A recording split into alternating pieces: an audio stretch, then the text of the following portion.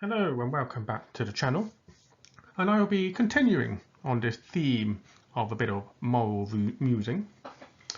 And in this particular video I'm going to be talking about the recent constitutional crisis created by the Westminster government blocking the Scottish Gender Recognition Bill. I think I got that right.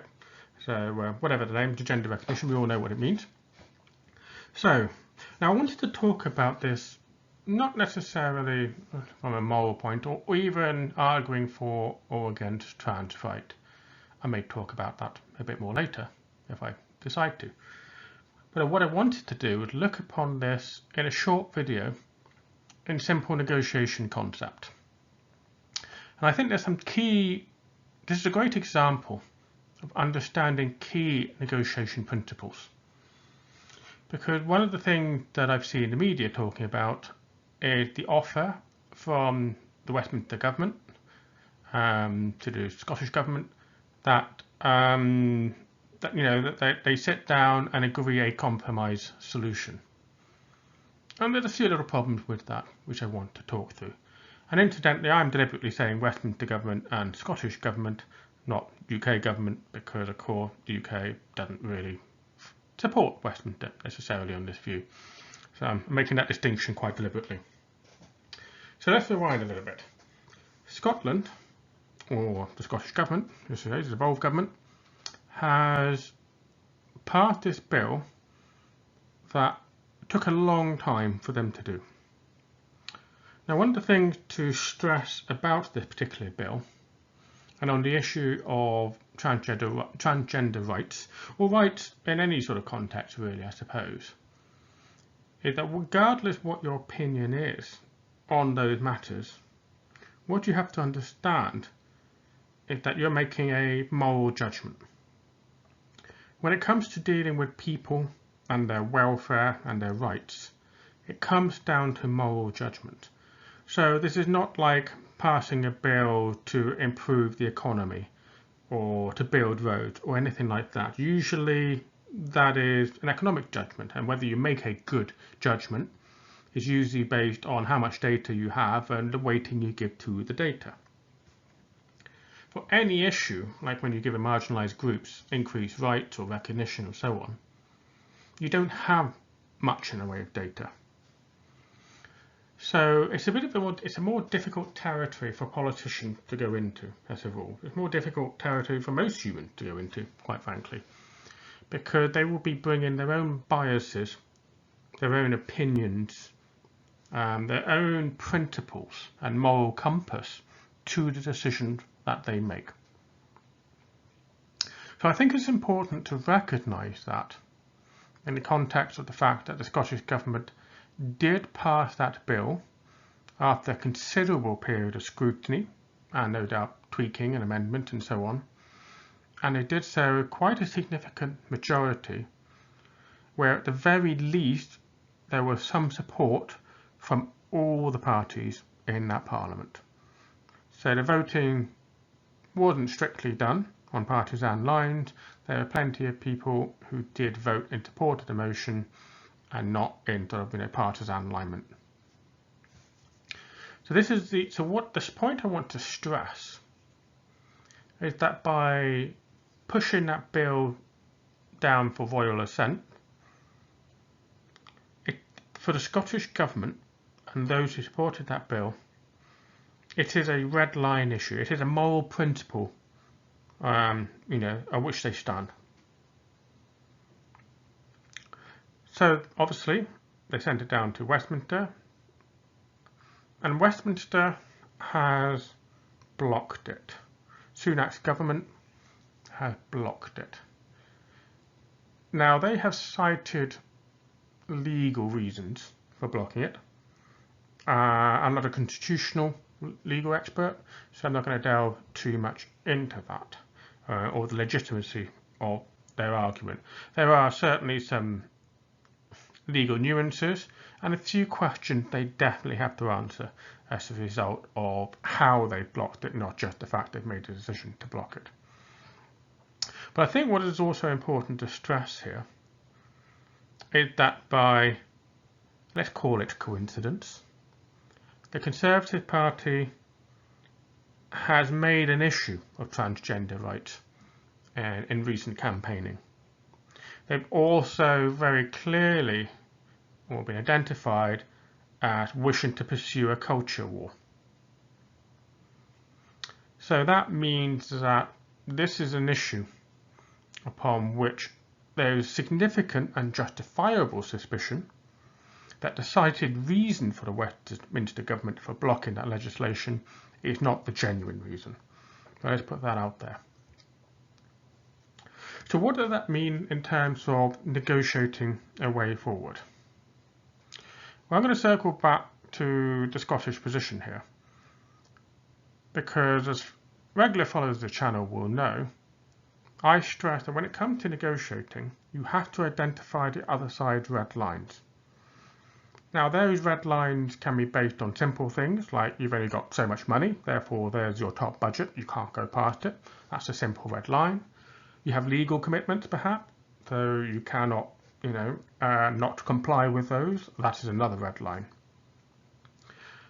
But you also have principles, moral principles, and quite often people will maintain those as red lines.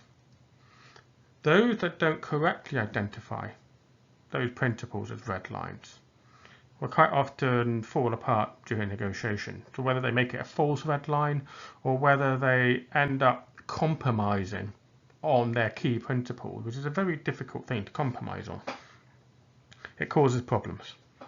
So that's the first point for the Scottish Government. This is a moral argument. So compromising on having this bill pass is a key red line issue for them.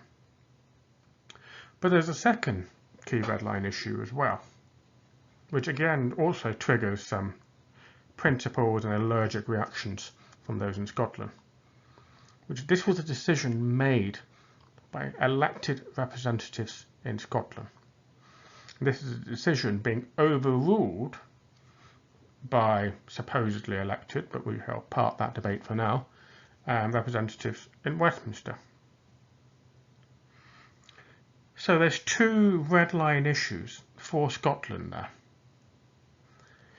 So when Sunak says they should compromise, in negotiation terms, what he is doing is publicly telling the Scottish Government that they need to compromise on two key red lines. Let me be very clear in that respect. If you go into a negotiation telling someone to compromise on their red lines, you should perhaps not expect a successful outcome.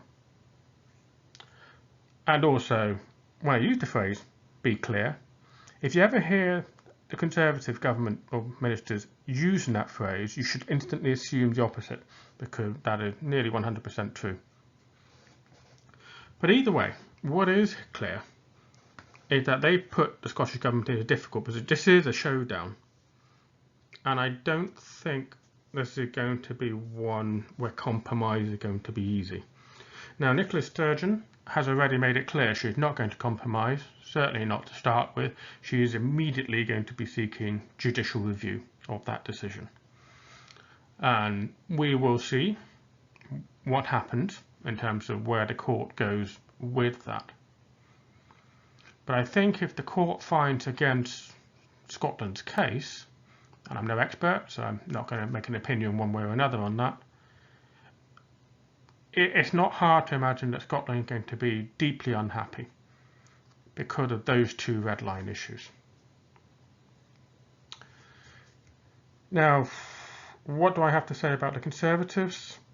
I've already voiced the suspicion that this is not a genuine cause for them.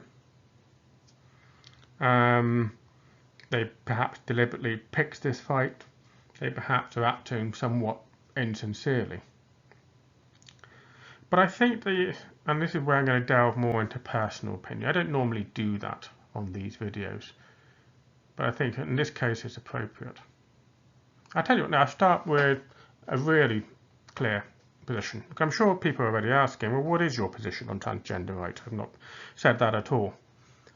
My position is, I do not care whether someone is transgender or lesbian or gay or non-binary. I don't care because I don't have any gender identity crisis. I am fully confident in my gender identity. So as a result of that, I don't feel threatened by anyone who is non-binary or gay or whatever. They don't scare me. I don't feel shivers of fear just from hearing that, they're transgender or suffer from gender dysphoria or identify as gay. I will accept them as the individual that they are and treat them as I would any other individual. I just don't care about, their gender identity. If it makes them happy, fine. That is my opinion. And in my experience, the people who make a lot of noise about this sort of thing, everyone can have an opinion. Sometimes his opinion can even be valid. But the people who make lots of noise about those sort of things are not doing so from a position of strength, but of weakness. They do feel fear. They do feel threatened. And that's okay. People get scared.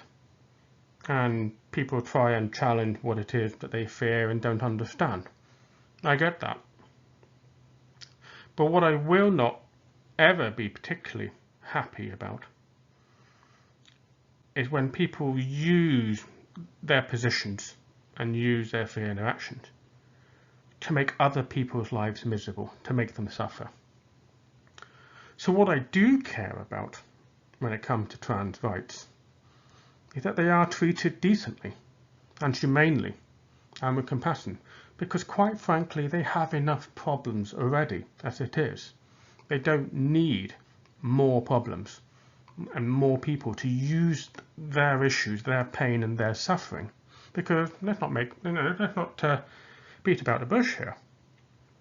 Those who identify as trans, more often than not, have gone through a very difficult journey to get there. And whatever the rights or wrongs of their decisions, it will still have caused them considerable upset and pain. And so what is really reprehensible are those individuals, particularly those in power, who deliberately go out there to make their pain and their suffering worse. And it is not exactly much of a jump to look at the actions of the Conservative Party and to put them in that category, that they are doing this for political gain. And sure, there will be individuals who claim that for them this is a moral principle, that transgender rights should not be accepted. But there are plenty of ways of communicating that without trying to inflict pain and suffering.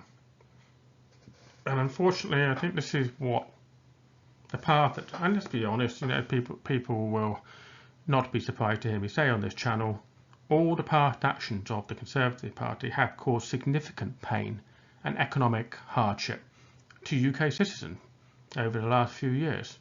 That is pretty much a fact, and not even an opinion anymore. It's very clearly a fact. They've made decisions that have consequences, and those consequences are economic hardship to people, and people have also lost their lives as a result of various policy decisions. So in that context, this is the third issue. Now I don't want to call it a crusade, because that's stretching it way too far.